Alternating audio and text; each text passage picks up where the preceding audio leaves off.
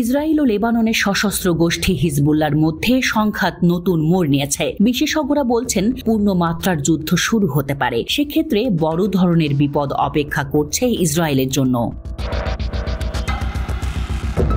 Israeli সেনাবাহিনীর সাবেক commander গাদি শামনি বলেছেন, হিজবুল্লাহ ইসরায়েলকে শুটিং রেঞ্জে পরিণত করেছে। তিনি এই পরিস্থিতিটি একটি দীর্ঘ এবং কখনো শেষ না হওয়া সংঘাত হিসেবে বর্ণনা করেছেন। শামনি আল মায়াদিন নিউজ নেটওয়ার্ককে জানিয়েছেন, হিজবুল্লাহর সাথে সংঘর্ষ ইসরায়েলের অন্যান্য জিনিসগুলোকে খুব বিশৃঙ্খল করে তুলছে। তিনি উল্লেখ করেছেন, ইসরায়েল দেশের অভ্যন্তরে এবং বিশ্ব মঞ্চে ভেঙে পড়ছে। শামনি ইসরায়েলি প্রধানমন্ত্রী বেনিয়ামিন নেতানিয়াহুর করা সমালোচনা করেছেন। নেতানিয়াহুকে অভিযুক্ত করে সাবেক এই কমান্ডার জানিয়েছেন, ইসরায়েলি প্রধানমন্ত্রী জয়ের বিষয়ে মিথ্যা গল্প শোনাচ্ছেন। শামনি বলেছেন, সেনাবাহিনী কেবল নেতানিয়াহুকে কি ঘটছে তা বলে এবং বিজয়ের সমস্ত গল্প সত্য নয়। ইসরায়েল শত্রুদের ভয় দেখানোর ক্ষমতা হারিয়ে ফেলেছে। এখন যে কেউ নির্ভয়ে ইসরায়েলে আক্রমণ করতে পারে। এর মানে ইসরায়েলের হামলা বন্ধ করার ক্ষমতা শেষ হয়ে গেছে।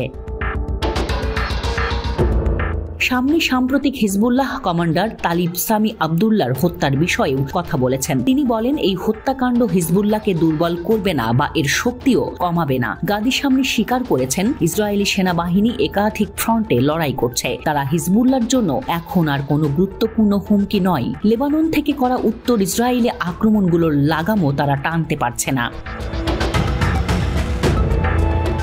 ইসরায়েলের লেবার পার্টির নেতা ইয়ার গোলান লেবাননে হিজবুল্লাহর সঙ্গে বড় ধরনের যুদ্ধ নিয়ে উদ্বিগ্ন। তিনি বলেছেন, ইসরায়েল এর জন্য প্রস্তুত নয়, কারণ তাদের সেনারা 8 মাস লড়াই করে ক্লান্ত।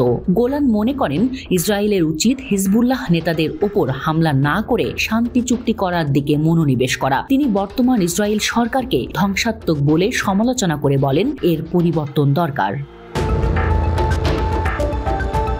শীর্ষস্থানীয় ইসরায়েলি বিশ্লেষক মাইরাভ জোন্স জেইন একমত যে হিজবুল্লাহ আরো শক্তিশালী হচ্ছে। তিনি নিউ ইয়র্ক টাইমসে লিখেছেন, হিজবুল্লাহ কিভাবে ইসরায়েলকে আরো ভালোভাবে আক্রমণ করতে হয় তা শিখছে।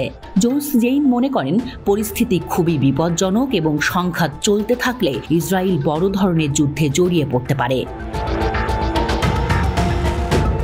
হিজবুল্লাহর একজন কর্মকর্তা বলেছেন, ইসরায়েল এটা ভেবে ভুল করছে যে তারা নেতাদের হত্যা করে হিজবুল্লাহকে দুর্বল করতে পারবে। তিনি সতর্ক করেছেন, হিজবুল্লাহ আরো শক্তিশালী হবে এবং গাজাকে আরো সমর্থন করবে। হিজবুল্লাহর কর্মকর্তারা ইসরায়েলে আরো হামলার হুমকি দিয়েছেন এবং ঘোষণা করেছেন, লেবাননের প্রতিরোধ যোদ্ধারা তেল আবিবের জন্য পরিস্থিতি আরো কঠিন করে তুলবে।